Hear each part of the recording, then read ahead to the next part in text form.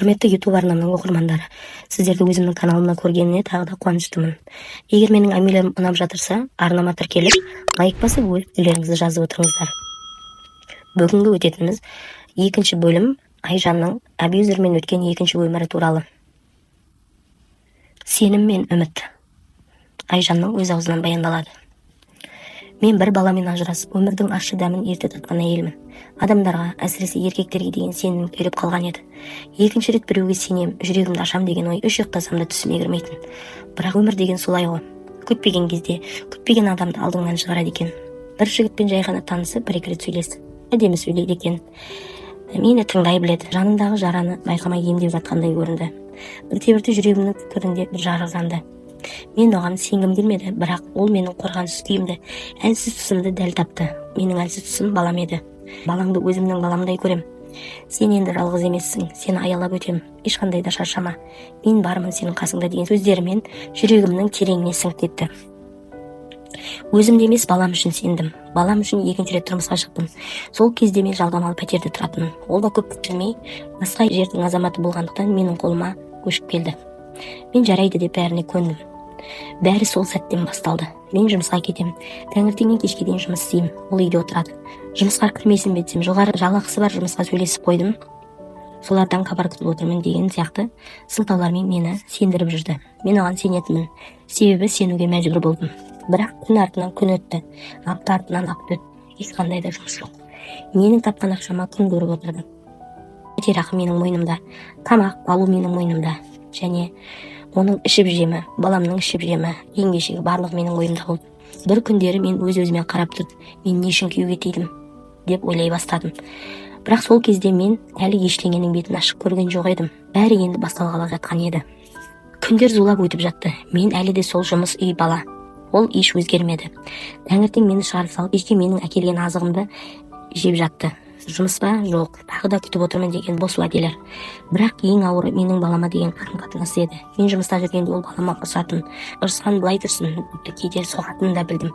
Оның барлығын мен кеш білдім. Балам менімен тұруды қойды. Сол күннен бастап ол әкем мен анамның үйіне кетіп қалды. Мама мен ол үйге барғым келмейді деген алғаш сөзін естігенде жүрегім тоқтап қалды.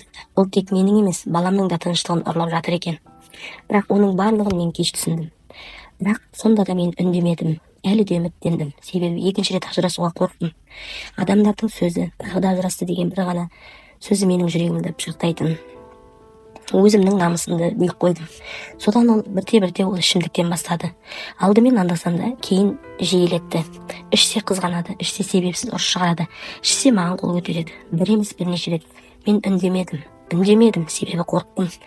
Ол мені күнде қорқытатын. Егер сен кетсең, балаңа бірдеңе істеймін, мүгедек тастаймын деген сөздермен менің еркімді тұншықтырды. Сол үшін ата-анама да ештеңе айтпадым. Оларға тек бақыттымын деген бос сөздеріммен сендіріп жүрдім. Достарымның үйіне кетіп қалатынмын, бірақ оларға да шындықты ашпадым.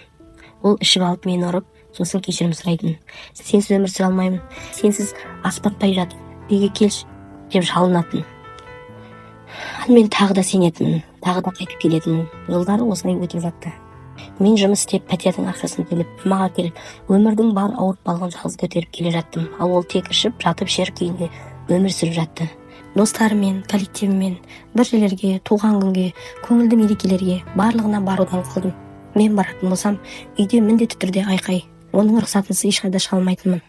Барғанның өзінде де еркін отыра алмайтынмын. Сөйтіп мен бір жерге шығудың барлығынан бас тарттым. Себебі мен бір жерге шыққанда еркін отыра алмайтынымды білдім. Айналып жатқан бір өмір, қайтып келіп жатқан бір өмір. Кетіп қалудан да қорықтым. Бірақ бір күні бәрін өзгертті. Сол күні менде жұмысымнан демалыс еді. Үйді тазалап, дастарханын жазып, дәмді тамақ әзірлеп, өзімді ерекше сезінгім келді. Әдемі көйлегімді киіп, шашымды түзеп, бетімді әрлеп, жүрегім толқып күйеуімді күттім. Ол бір жерге барып келемін деп шығып кеткен болатын. Бір кездері мен де сондай әйел болған, әдемілікке ұмтылатын, ерін құрметтеп қарсы алатын әйел болдым. Бірақ осының бәрін мен не үшін, кім үшін істеп жүредім? Бірақ ол келмеді. Сөйтіп кеш батты, қараңғы түсті. Бір кезде телефон шыр етті, таныс дауыс. Ішіп алған, жүрегім зырқ етті. Бірақ сыр білдірмедім. Телефон арқылы бұрынғы әңгімесін бастады. Қайда жүрсің? Менен ажырасып қайда бармақсың? Сен кімге керексің? Мені тағы да тастап кетпексің бе? Егер тағы кететін болсаң, балаңа обал болады. Деген сынды мені қорқытпа сөздермен телефонның ар жағынан ақырумен болды. Сол баяғы қорқыту, сол баяғы қызғаныш. Мен үнсіз тыңдап тұрдым. Тамақ ішілмеді, көңілде қалды. Сол сәтте мен кетуім керек екенін анық түсіндім, бірақ тым кеш еді. Бір кезде есік сарт-сұрт ете қалды. Аш деген дауыс. Есікті қатты ұрып жатыр. Жүрегім дүрс-дүрс, қолым қалтырап бара жатыр, саным шығып бара жатқандай. Ешқайда қашып құтылмасымды білгесін амал жоқ есікті аштым. Есік ашылған сәтте ол менің шашымнан сүйреп ұрып тепкілей бастады. Дастархандағы ыдыс-аяқ быт-шыт болды. Үйдің астан-кестеңі шықты. Ол ашумен үстелдің барлығын қопарып тастады. Сол үстелді бар күшімен лақтырып қалған сәтінде бір ұшы менің басыма тарс етіп тиді. Көз алдым қараңғыланып, есімді жоғалтып, жерге тарс құладым. Әдемі көйлегім, әсем шашым, жүзіме жағып шыққан опа талапым бәрі қып-қызыл қанға боялды. Сол сәтте ол шошып кетті. Қанымды жуып мені тұрғызуға тырысты, бірақ менің жан дүнием әлдеқашан өліп қалған секілді көрінді. Тән жарасы ғана емес, жан жарасы да жүрегімді қанжылатты. Сол арпалыспен таң атты. Үй іші қызыл қан, үнсіздік. Мен денемнің ауырғанына емес, жанымның жаншылғанына жыладым. Ол ұйықтап қалды, мен ұйықтамадым. Бір кезде оянды. Мені бауырына басып, бәрі бітті жаным, енді ішпеймін. Жұмысқа кіремін, не айтсаң да бәрін істеймін. Тек мені тастап кетпеші. Менің үстімнен арызданбашы. Мен сені жақсы көремін, мені кешірші. Деген сөздерімен менен кешірім сұрай бастады. Менің көзіме бір тамшы сенім де оралмады. Ол мені ауруханаға барды. Дәрігерлер басымнан аққан қанды көріп тігіп берді. Саусағымда сынған екен, оны да салып берді. Қасымда милиция тұрды. Олар менен не болғанын барлығын сұрап тұрды. Бірақ мен лестницаны құлап кеттім дегеннен басқа ешқандай да ашып шындықты айтпадым. Үнсіз, тағы да үнсіз қалдым. Менің бұл үнсіздігім оны бұрынғыдан да еркін етті. Ол ешқандай да өзгермеді. Менен қорқып, сол баяғы ақша алып үсумен болды. Ешқандай кірген жұмысы да болмады. Тек бір өзгерген жері мені бұрынғыдай құруды қойды. Егер ішіп келетін болса, алдын ала мені басқа үйге, ағайындардың болмаса достарымның үйіне барып қонып келуімді айтатын. Себебі бұрынғыдай тағы да зияным кетіп қалама деп қорыққан болу керек. Бірақ мен ол кезде сонымен бірге өткізген өмірімнен күл талқаным шыққанын анық түсіндім. Бәрін жоғалтқанымды, жанымды, денсаулығымды, қадірімді жоғалтқанымды түсіндім.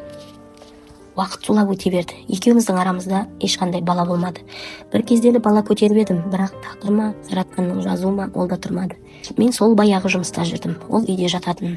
Бір жұмысқа кіретіндей болып хабар күтіп жүрмін деген сияқты сөйлеммен мені сол баяғы сендіру. Сөйтіп жылдардың артынан жылдар өте берді. Ол әлі күнге дейін ешқандай да өзгеруге тырыспады. Керісінше мені қарызға батырды.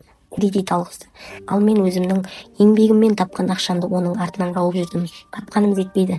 Тағы кредит, тағы қарыз, тағы ұрыс-керіс. Бірақ ұруды қойды. Себебі менің көзімде бір түйірде оған деген сенім қалмағанын байқайтын. Мен оған бұрынғыдай қорыққан күйде емес, суық, мүлдем сезімсіз жанармен қарайтын болдым. Bir күні ол үйде жоқ кезде мен бар затымды жинап, есікті жай жаптым да, артыма қарамай кетіп қалдым. Мен әке-шешеме де барған жоқпын. Ешкімге де айтпадым. Ешкімнің мүсіркеуін қаламадым. Мен тек кеттім келді. Қашу емес, бұл құтылу еді. Менің мойнымда оның қарызы, кредиті, сынған үмітім, жылаған түндерім. Бірақ енді мен үшін тек бір ғана жол бар еді. Бұл өзімді құтқару. Мен ешкімге сенбедім, тек өзіме ғана сендім. Оған оралмадым. Ол жалынды, жылады, қорқытты, манипуляция жасады. Бірақ менің жүрегім енді ешбір еркекке орын қалдырмаған қас болып қатып қалған еді. Оның сөзі мен үшін енді желдің ызыңы секілді ғана. Мен енді тек балам үшін, өзім үшін өмір сүремін деп шештім. Сол күні менің қайта туған күнім болды. Қазір мен тыныш өмір сүрудемін. Балам есейді, армияға барып келді, үйленді. Өзі сүйген, мен де ұнатқан ақылды ибалы қызға үйленді. Оның баяғыда алған қарыздарынан, кредиттерінен барлығынан құтылдым. Жеке табысым бар, өз орным бар. Ең бастысы жүрегім тыныш. Ешкімнен айтайынан, қорлығынан, қорқуынан қорықпаймын. Еркін өмір сүрудемін. Сол үшін мен бәрін ұмыттым. Бірақ сабағын есіме сақтадым. Мен ешкімге сенбеймін. Тек бір Аллаға ғана, өзіме ғана сенемін.